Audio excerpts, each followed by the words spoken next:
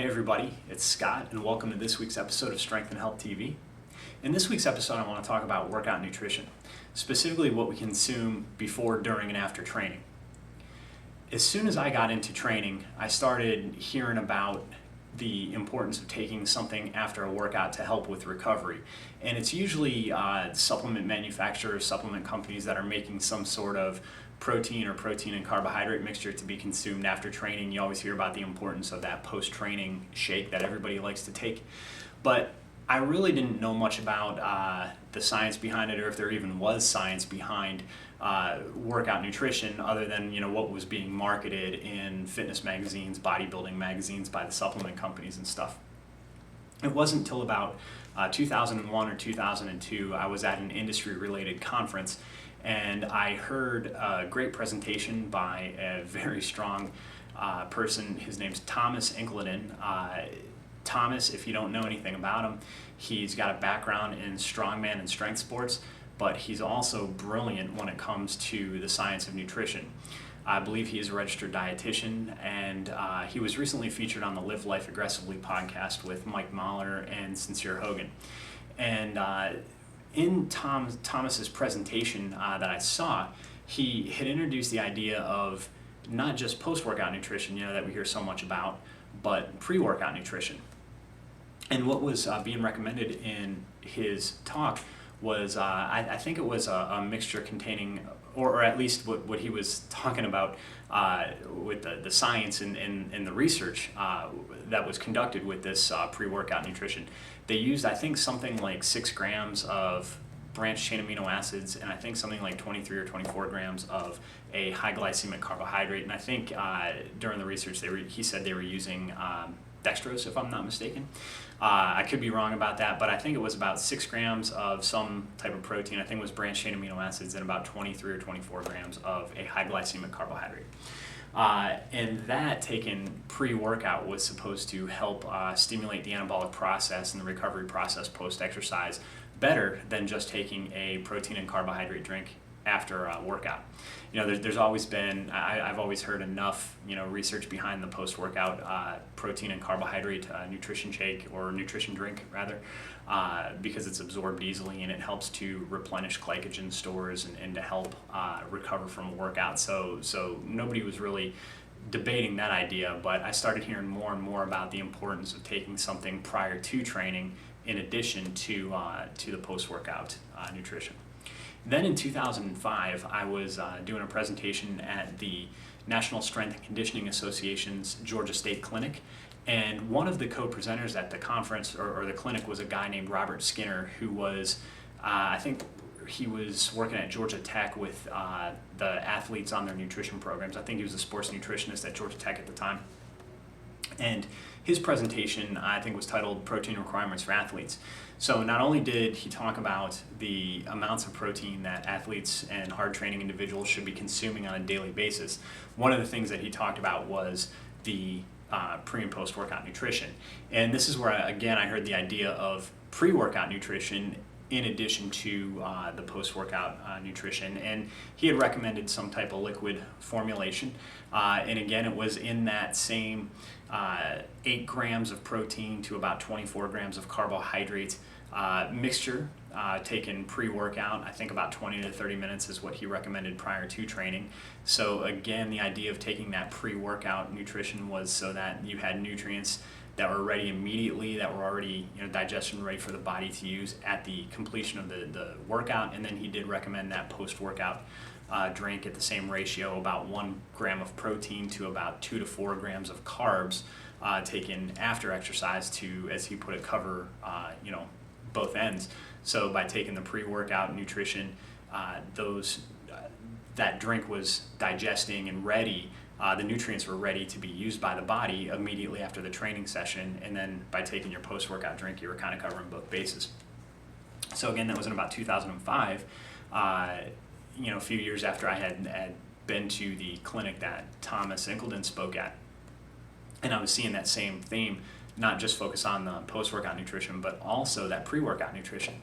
And then it wasn't until I grabbed a copy of the book Nutrient Timing, written by Dr. John Ivey, I think it was written in 2004, where I really started to read a little bit more about the science behind nutrient timing, why it was effective, and to start seeing a little bit more specific recommendations. But if you haven't checked out the book, I definitely recommend grabbing it. I think you can get it on Amazon. I grabbed a copy for about $5 or $6, and it's worth more than 10 times that. The information is great. There's a lot of research behind it, and it was just a very interesting read. So that's Nutrient Timing, The Future of Sports Nutrition. It was written by John Ivey and Robert Portman. So this is the book. Like I said, if you haven't read it yet, grab a copy. It explains a little bit more in depth some of the things that I'll just briefly touch on. And again, I won't get into the specifics of a lot of this stuff. I'll just talk about the general recommendations that Ivey makes in the book, and a little bit about the why. But I really recommend grabbing the book. It's a fast read. I got through it in a couple of days, and it will give you a little bit more density regarding some of these topics. So basically what Ivey recommends is what he calls a 3+1 approach to training nutrition. And the idea there is the 3 is for 3 nutrient interventions during training and after workout, plus 1 healthy diet. What he recommends for diet for strength athletes or people that are training really, really hard is a diet of about 41 to 48% carbohydrates, about 19 to 26% protein, and about 33% fat. And the idea there is that a diet that contains the 41 to 48% carbs and the 33% fat, it's going to be necessary for recovery from your heavy workouts, as well as maintaining a healthy immune system. So that's where his carbohydrate and fat recommendations come from. Now the 3 nutrient interventions that he recommends during and after training are very specific as far as the recommendations and the breakdown of the nutrients goes. The first thing that he recommends is the workout supplement, or what he calls it's during the energy phase of the workout. So this is to provide the body with nutrients for the workout. This is to be consumed, based on his recommendations, about 10 minutes prior as well as through the workout. So basically you're going to start, he recommends a liquid formula, and he recommends you start drinking it about 10 minutes prior to training and then continue sipping it through the workout until it's completed. And the goal with the energy phase supplement is to increase the nutrient delivery to the muscles, to minimize muscle damage, and to set the stage for faster recovery from the workout. And the formulation of this, again, he recommends a liquid formula. The formulation is going to be 6 grams of protein, 24 grams of carbohydrates, and 1 gram of fat. So it's going to be about a 1 to 3 ratio of protein to carbohydrates. And his recommendations for these nutrient drinks are generally whey or casein-based protein source, and the casein comes in a later supplement that I'll talk about here in a minute.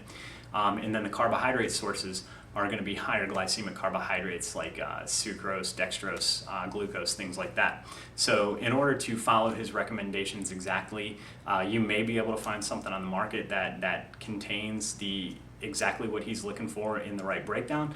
You might have to buy your own and kind of formulate your own as well, maybe from a website like I think it's trueprotein.com or something like that, or just buy protein and carbohydrate powder and mix your own together. Now, if you're like me and you're a plant-based, you follow a plant-based diet, you can't exactly use whey protein or casein protein because it is sourced from dairy. So you would have to just come up with your own formulation using a plant-based protein powder. So you might have to make some substitutions if you follow a specific kind of diet, but I'm just going to give you the recommendations that Dr. Ivey made in the book. So again, the supplement that he recommends during the energy phase, which is to be consumed 10 minutes prior to and during the workout, is going to be a drink containing 6 grams of protein, 24 grams of carbohydrates, 1 gram of fat. And again, he's recommending whey protein, and he's recommending high glycemic carbohydrates. Now for the post-workout, which is the anabolic supplement or the anabolic phase supplement, this is to be consumed within 45 minutes of finishing your workout. So if you like Charles Poliquin's recommendation, he says as soon as you finish your last rep of your last set, you start drinking your post-workout drink. Dr. Ivy's saying within 45 minutes, he's giving you a little window there, within 45 minutes of training. Again, this is the anabolic phase, and the supplement that he recommends is going to be 15 grams of protein, 45 grams of carbohydrates, 1 gram of fat. Again, he's recommending whey protein and high glycemic carbohydrates. And the goal of the supplement during the anabolic phase is to shift the metabolism from catabolic to anabolic. So we're going away from more of a muscle wasting, the catabolism to and building phase, the anabolic phase. And the other reasons are for glycogen replenishment and to set the stage for muscle growth. So this is to assist switching the body from a catabolic state to an anabolic state, and to help replenish glycogen stores in the muscles, as well as to set the stage for muscle growth. So that's the post-workout supplement, again taken within 45 minutes of training, and the breakdown of that is going to be 15 grams of protein, 45 grams of high glycemic carbohydrates, and 1 gram of fat. If you notice, the fat recommendations are always relatively low in the pre and post-workout nutrition formulas. It's because the more fat you have, it can slow the absorption of the protein and the carbs down. So what he wants to do is create a big insulin response with the higher glycemic carbohydrates, and taking in fat would just slow that down. So for your meals throughout the rest of the day, he wants a little bit higher fat intake. He wants them to have more of a normalized, blood sugar, but he's really looking for a big insulin spike around training to help with the nutrient absorption. Again, you can read more about that in the book, but that's why he's focused on high glycemic carbohydrates and lower fat for these supplements. And then the third nutrient intervention post-workout that he wants is going to occur about 2 hours post-exercise. This is what he considers the growth phase. So with this supplement, he's looking at a 20 grams of protein, 4 grams of carbohydrates, 1 gram of fat. So what we're seeing here is more focus on protein, less focus on carbohydrates. The goal for this drink is to maintain the anabolic state, to stimulate protein synthesis, and assist with muscle development. So now we're getting away from the higher carbohydrate, lower protein formula, and we're getting a little bit more protein here.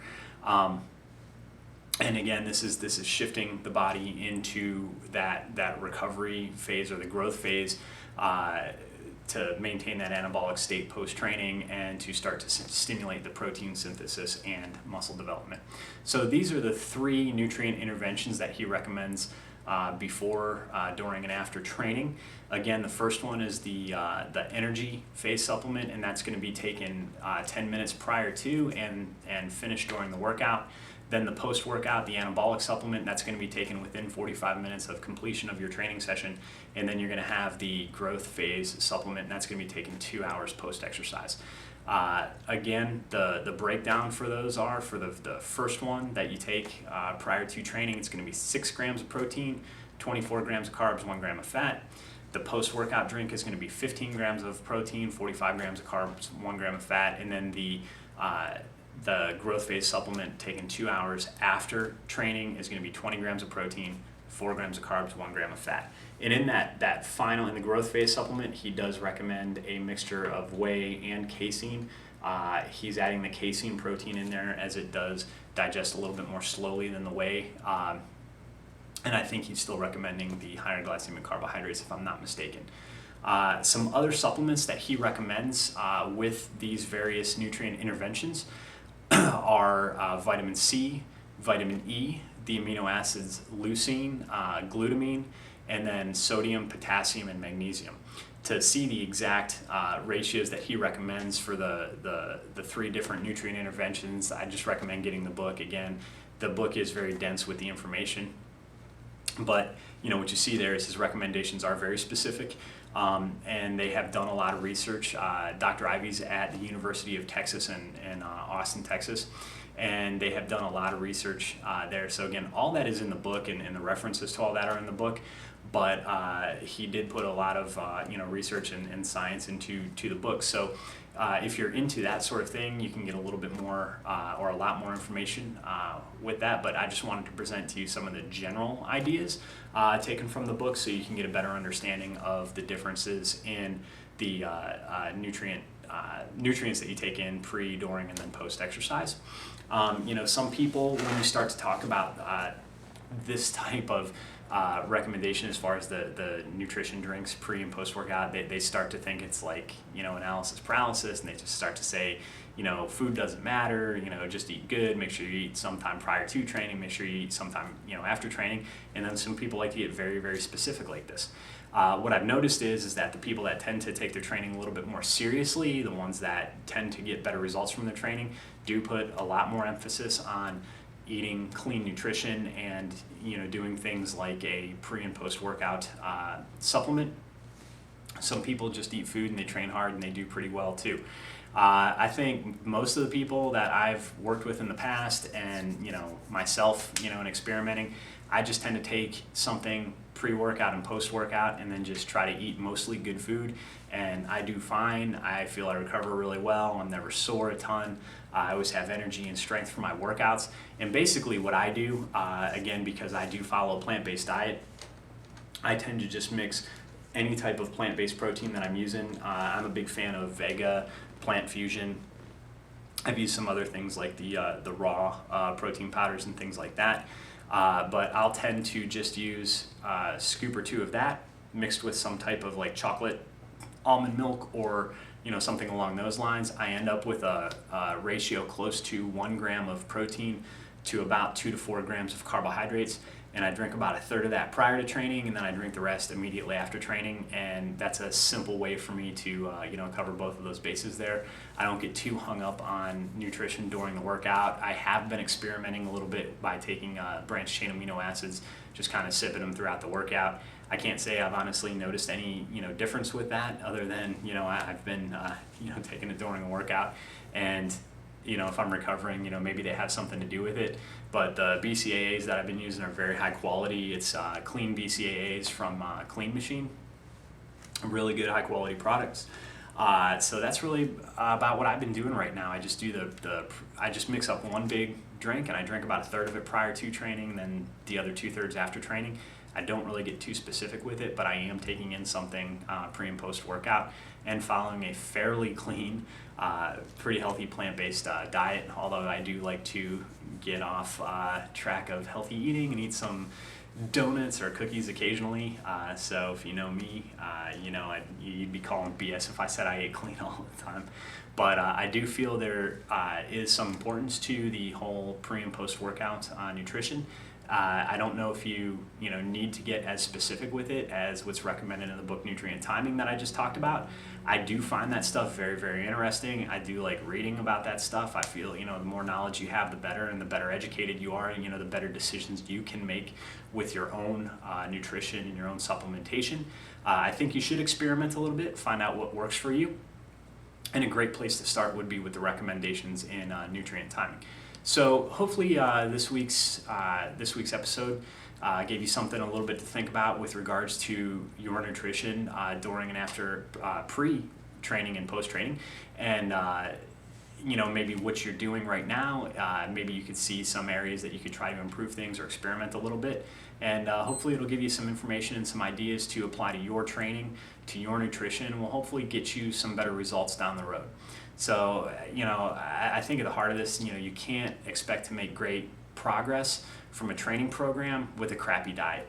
So make sure you're eating good quality foods, consider some type of pre and post training supplement, and, train hard, and you should be able to make some decent gains following those basic recommendations. If you want to get a little bit more specific, again, I can't recommend Nutrient Timing enough. It's a great book. It's a very interesting read, and like I said, it puts a lot more science behind some of the topics that I talked about today. So hopefully you're enjoying these Strength and Health TV episodes. If you've got any suggestions for some future topics, leave them in the comments section below this video. And hopefully you got a lot out of today's episode. So again, consider something pre and post workout, train hard, And most importantly, stay strong, stay healthy, and we'll see you next week.